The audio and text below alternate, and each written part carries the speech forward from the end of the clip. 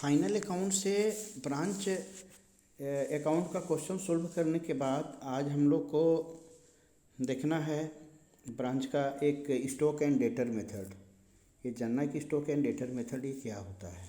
ठीक है, तो स्टॉक एंड डेटर मेथड जैसा इसका नाम है, तो इसमें सबसे पहले एक स्टॉक का लेजर बनाना कंपलसरी होता है। तो एक स्टॉक का लेजर हम लोग बनाएंगे और एक डेटर का लेजर हम लोग बनाएंगे। ये दो तो कंपलसरी होता है। और एक ब्रांच एडजस्टमेंट का लेजर बनाएंगे।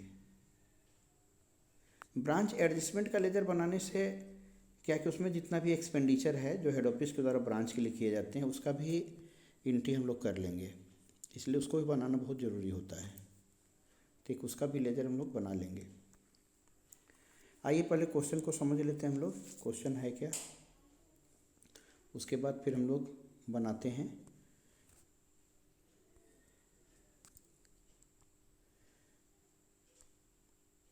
तो इस पूरे क्वेश्चन में आप देखिए, गुड सेंड आपको दिया हुआ है to branch invoice price. Invoice price का मतलब बढ़ा हुआ प्राइस है, जैसे कि कॉस्ट प्लस कुछ परसेंटेज प्लस किया जाता है। सपोज मान लीजिए आपको क्वेश्चन में बोलता है कि कॉस्ट प्लस 25%।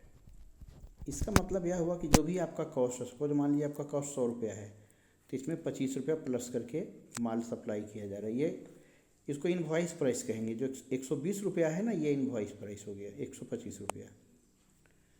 ठीक है, तो ये हमारा दिया होता है। यहाँ क्वेश्चन हमारा इनवॉइस प्राइस में है, इसका मतलब यह हो गया कि कॉस्ट प्लस 25% में क्वेश्चन आपका है। ठीक है, ये दिया हुआ है। अब आपको यहाँ क्या करना है कि यहाँ पे देखिए स्टॉक भी आपका दिखाई दे रहा है। स्टॉक आपका स्टॉक भी दिखाई दे रहा है at branch at selling price. ये भी इनवॉइस प्राइस पर है। ये ओपनिंग स्टॉक है क्योंकि यहाँ 1/4/2021 दिया हुआ है। फिर आपका कैश सेल 1,80,000 का दिया हुआ है। रिटर्न बाय कस्टमर, कस्टमर ने 60,000 का माल रिटर्न किया है। इसके बाद ब्रांच एक्सपेंसेस कैश में पेमेंट किया है हेड ऑफिस। और ब्रांच का डेटर, ओपनिंग डेटर 30,000 है। डिस्काउंट जो डेटर को हम लोग देते हैं 1,000 है। और बैड डेट्स, डेटर लोग जो पैसा डुबाया है वो 1,500 है। और स्टॉक, क्लोजिंग स्टॉक दिया हुआ है 48,000। इसको ध्यान दीजिए, इसका ज़रूरत पड़ेगा हम लोग को। और डेटर का क्लोजिंग जो है वो 36,500 है। कलेक्शन फ्रॉम डेटर, जिसको हम लोग शॉर्ट में CRD बोलते थे, cash receive from debtor. Debtor से कलेक्शन किए, यानी कस्टमर से कलेक्शन हुआ 2,70,000 रुपया। अब यहाँ ब्रांच डेटर चेक डिजोनर्ड, डेटर लोग जो चेक दिया उसमें 5,000 का चेक डिजोनर्ड हो गया। तो इसको हम लोग जब डेटर अकाउंट बनाएंगे तो उसको डेबिट में चेक डिजोनर्ड करके लिख देंगे। अब यहाँ बोल रहा है कि goods are invoiced from Kolkata head office. Calcutta head office से माल भेजा जा रहा है न्यू दिल्ली ब्रांच अकाउंट में। और ये भेजा जा रहा है कॉस्ट प्लस 33 एंड 1/3% एभव पे। आपको कहा जा रहा है कि आप ब्रांच स्टॉक अकाउंट बनाइए, ब्रांच डेटर अकाउंट बनाइए और ब्रांच एडजस्टमेंट अकाउंट बनाइए, ये आपसे कहा जा रहा है। तो अब एक बात ध्यान दीजिएगा, यहाँ पर इसको पहले मिटा लिया जाए। एक बात आप ध्यान दीजिएगा कि ये जो आपका 33 एंड 1/3% है ना, इसके बदले में जैसे पहले हम लोग रिजर्व निकालते थे तो यहाँ पर 25/125 इस तरह का रिजर्व निकालते थे।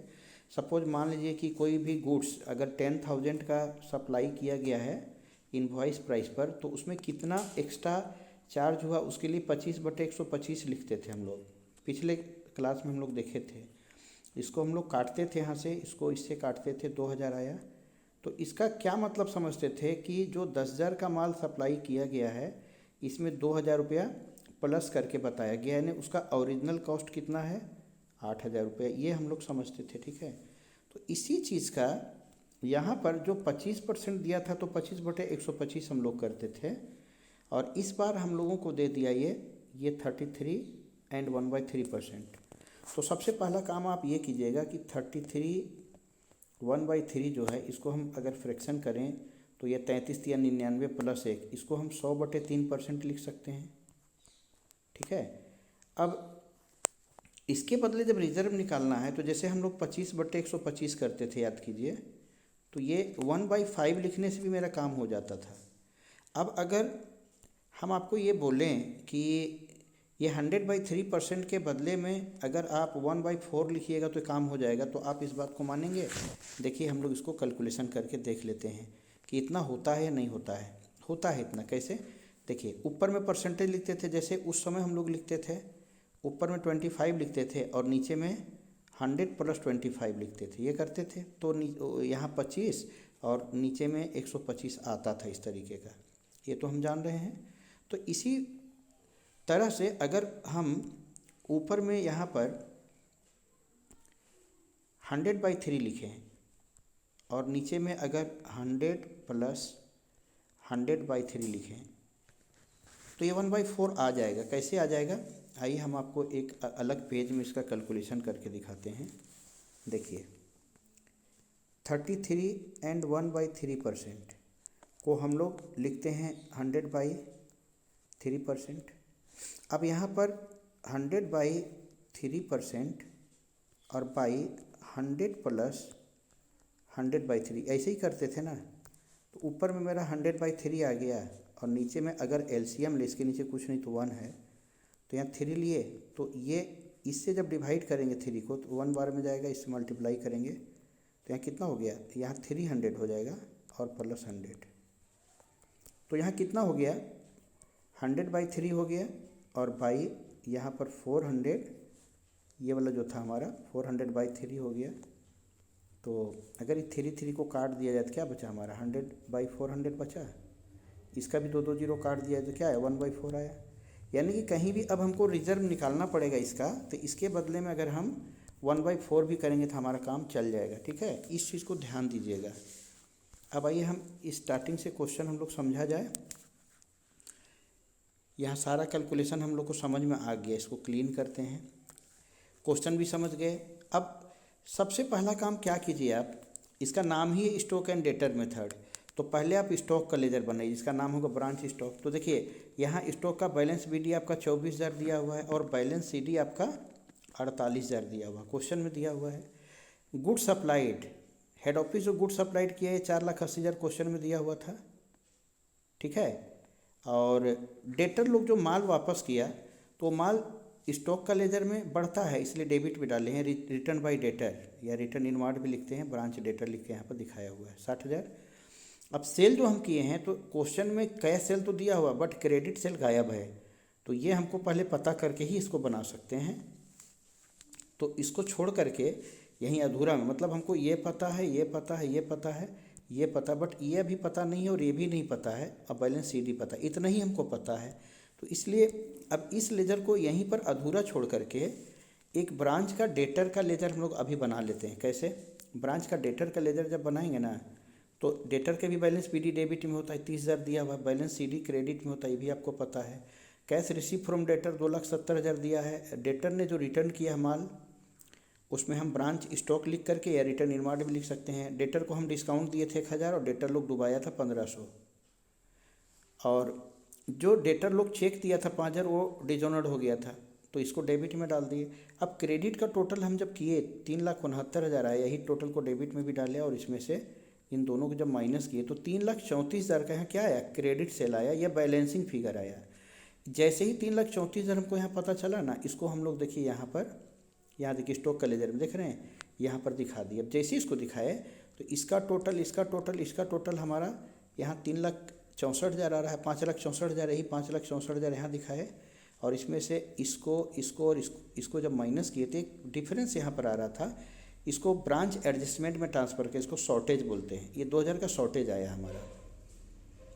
तो ये दो चीज़ तो हो गया। इस शॉर्टेज को याद रखिएगा, ये जो 2,000 का शॉर्टेज है, अगर हम चाहें तो डायरेक्ट पीएल अकाउंट में 2,000 का शॉर्टेज, क्योंकि लॉस है हमारा, दिखा सकते हैं। और लेकिन किया क्या जाता है कि ये 2,000 का शॉर्टेज को ना 2 टुकड़ा किया जाता है। पहले 1/4 करेंगे तो 500 आया, तो 500 को डायरेक्ट खर्चा मान लेंगे और बाकी को जो 2,000 में जो 500 माइनस करके बचेगा ना 1,500, उसको हम लोग पीएल अकाउंट वाले ब्रांच एडजस्टमेंट में दिखा देंगे। तो इसको हम लोग आगे अभी बढ़ते हैं तो फिर देख लेते हैं किस तरह से दिखाएंगे। आइए, एक चीज़ हमको तो पता चल गया।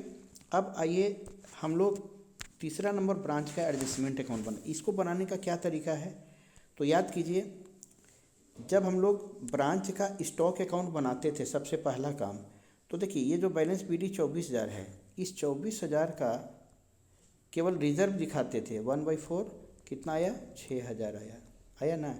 ये डेबिट में है तो ब्रांच एडजस्टमेंट का ये क्रेडिट में चला जाएगा। इसको 3 नंबर पेज में देखिए, देखिए 6,000 यहाँ दिखाए। फिर से वापस 2 नंबर पेज में आइए, ये जो गुड्स सप्लाइड है ये कितना है, 4,80,000 है। तो इस 4,80,000 का रिजर्व, अब तो रिजर्व का शॉर्टकट फार्मूला आ गया है, 1/4 है, तो इसको आप काटिएगा तो 1,20,000 आएगा। अब ये 1,20,000 कहाँ, ये देखिए डेबिट में अमाउंट है ना, तो ब्रांच एडजस्टमेंट का क्रेडिट में जाएगा। देखिए आपका यहाँ पर ब्रांच एडजस्टमेंट का लेजर है, क्रेडिट में 1,20,000 आया, डेबिट का रिजर्व क्रेडिट में आएगा। अब सेकंड पेज में फिर से आइए, एक स्टॉक यहाँ पर आप देख रहे हैं 48,000, तो इस 48,000 का भी आप 48,000 है, इसका भी 1/4 आप कीजिए तो 12,000 आएगा। परंतु ये तो क्रेडिट में ना है हमारा, तो इसका रिजर्व कहाँ, डेबिट में आएगा। 3 नंबर पेज में आप आके देखिए, देखिए डेबिट में 12,000 आया है, देख रहे हैं।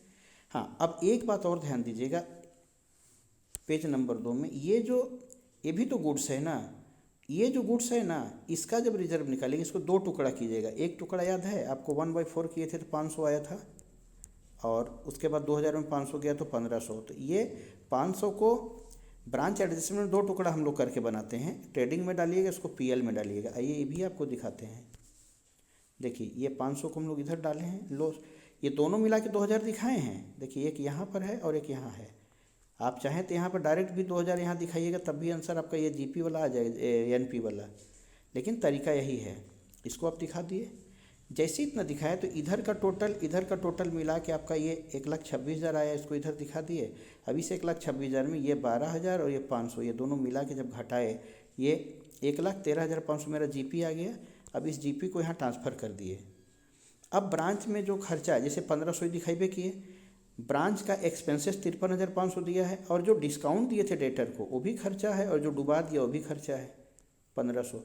इसको जब माइनस किए तो 56,000 हमारा जो है वो नेट प्रॉफिट आ गया है। ठीक है, तो इस तरह से क्वेश्चन हमारा कंप्लीट हो जाता है। इसका स्क्रीनशॉट लेना होगा तो इसको इरेज करते हैं पहले, उसके बाद स्क्रीनशॉट ले सकते हैं आप।